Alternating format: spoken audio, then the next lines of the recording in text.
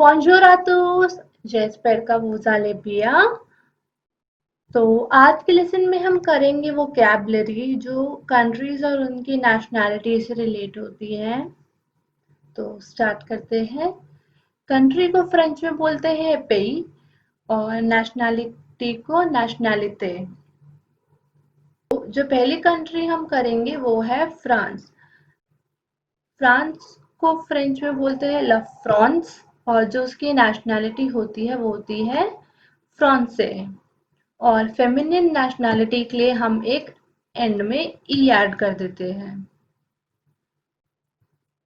अगली कंट्री जो हम करेंगे वो है इंडिया। इंडिया को बोलते हैं ला एंड और ये एक फेमिनिन कंट्री है। मोस्ट ऑफ द कंट्रीज जो हमारी फ्रेंच में होती है वो फेमिनिन ही होती है। और नेशनैलिटी ऑफ ला एंड इज एंडियन और फेमिनिन नाउन के लिए हम एन एंड ई ऐड कर देते हैं। हमारा अगली कंट्री है यूनाइटेड स्टेट्स ऑफ अमेरिका। इसको हम बोलते हैं लिजेतास यूनिस। ये एक प्लूरल कंट्री है।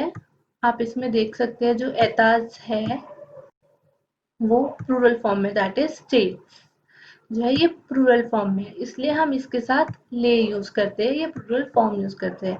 और जो इसकी नेशनैलिटी होती है वो होती है अमेरिकन और इसके एंड में हम ई ऐड करते हैं।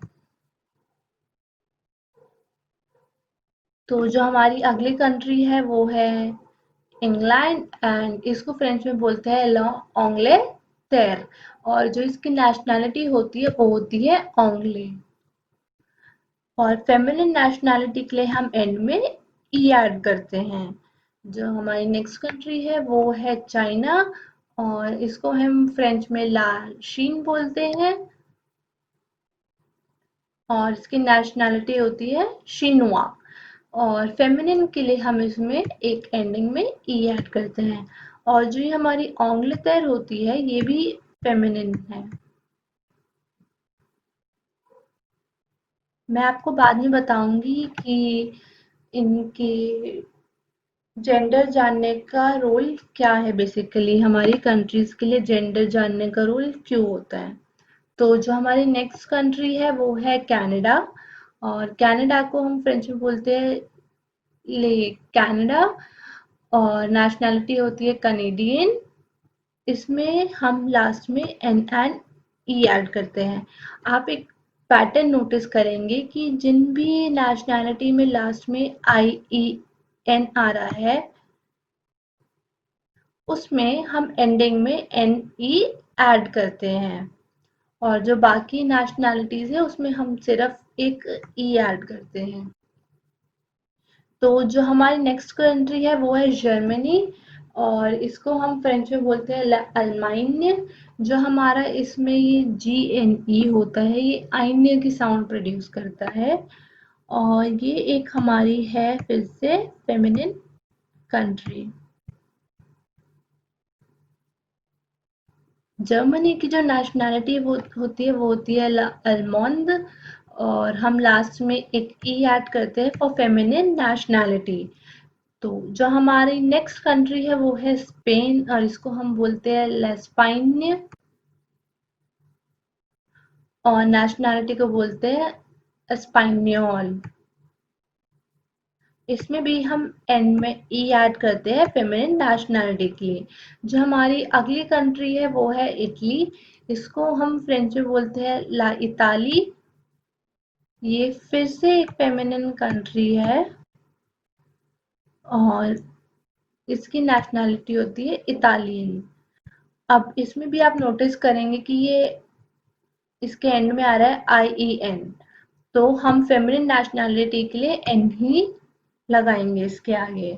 अगर अगली हमारी कंट्री है ब्राजील। इसको हम बोलते हैं ब्राजील और इसकी जो नेशनैलिटी होती है वो है ब्राजीलियन। इसमें भी हम फेमिनिन नेशनैलिटी के लिए एंड में एन ही लगाते हैं। तो जो हमारी नेक्स्ट कंट्री है वो है बेल्जियम। बेल्जियम को हम फ्रेंच में बोलते हैं ला बेल्जिक और इसकी नेशनैलिटी होती है बेल्ज। क्योंकि इसमें एंडिंग में ऑलरेडी एक ई है तो हम इसमें कोई भी ई या कोई भी आगे फेमिनिन के लिए कुछ भी नहीं लगाएंगे। तो जो हमारी नेक्स्ट कंट्री है वो है जापान। इसको बोलते हैं ल जापान और ये एक मैस्कुलिन कंट्री है और इसकी नेशनैलिटी होती है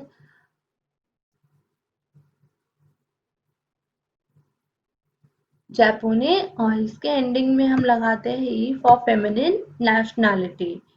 अगली हमारी कंट्री है रशिया जिसको हम बोलते हैं ला रूसी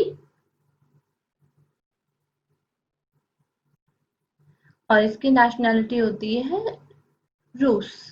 इसमें फिर से हमारे एंड में ई है तो हम कोई भी फेमिनिन नेशनैलिटी बनाने के लिए कोई एंडिंग नहीं लगाएंगे। हमारी अगली कंट्री है इजिप्ट। इसको हम बोलते हैं इजिप्ट और इसकी नेशनैलिटी होती है इजिप्टियन। तो अब मैं आपको कुछ एग्जांपल्स देती हूँ जिसमें कंट्रीज और नेशनैलिटीज का यूज होता है। सबसे पहले एग्जाम्पल जो मैं दूंगी उसमें हम कंट्री का यूज करेंगे। तो अगर मैं कहती हूँ मैं फ्रांस में रहती हूँ तो हम इसको फ्रेंच में बोलेंगे j'habite en français। अब इसमें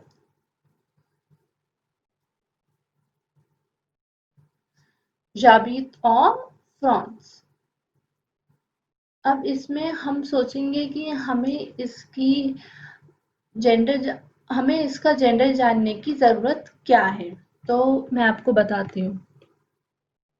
जब भी हमारी कोई फेमिनिन कंट्री होती है तो हम उसके लिए जब इन यूज करते हैं तो हम लगाते हैं ए एन जो प्रोनाउंस होता है ओ की तरह।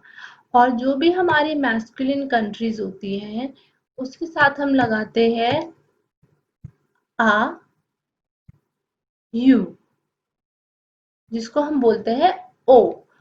और जो भी हमारी प्लूरल कंट्रीज होती है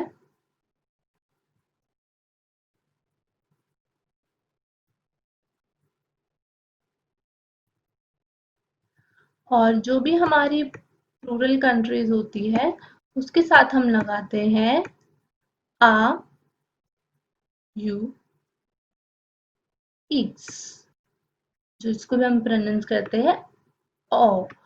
तो मैं आपको एग्जांपल देती हूँ। फॉर एग्जांपल हमारी एक मैस्कुलिन कंट्री ले लेते हैं हम जो है ब्राजील जिसको हम बोलते हैं ब्राजील। तो अगर मैं बोलना चाहती हूँ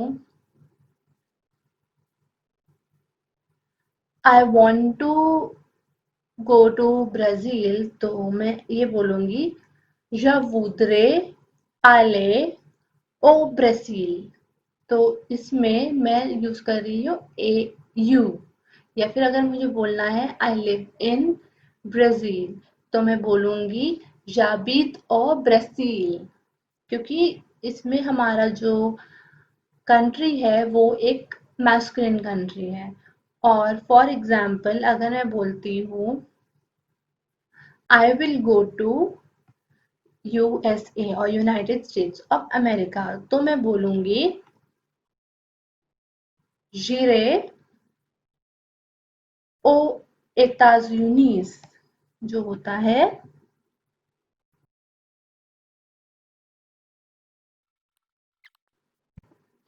तो इसमें जो हम यूज कर रहे हैं वो हम कर रहे हैं आ यू एच जिसको हम बोलते हैं ओ। लाइकवाइज अगर मुझे कोई नेशनैलिटी के बारे में बोलना है कि मैं इंडियन हूँ तो मैं बोलूंगी je suis इंडियन। और अगर मुझे बोलना है कि मैं फ्रेंच हूँ तो मैं बोलूंगी je suis français। और अगर मैं लड़की की साइड से बोल रही हूँ तो मैं बोलूंगी je suis française। तो ये एक छोटा सा डिफरेंस है। और अगर मैं बोलना चाहती हूँ कि मैं रशियन हूँ तो मैं बोलूंगी je suis russe। चाहे मैं लड़का हूँ या लड़की हूँ क्योंकि उसके एंडिंग में ऑलरेडी एक ई आता है जैसे बेल्ज के एंड में आता है।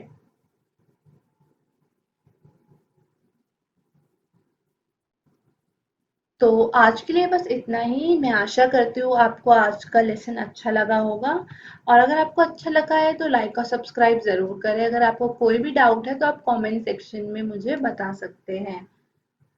सो थैंक यू गाइस, बाय, मेर्सी, au revoir।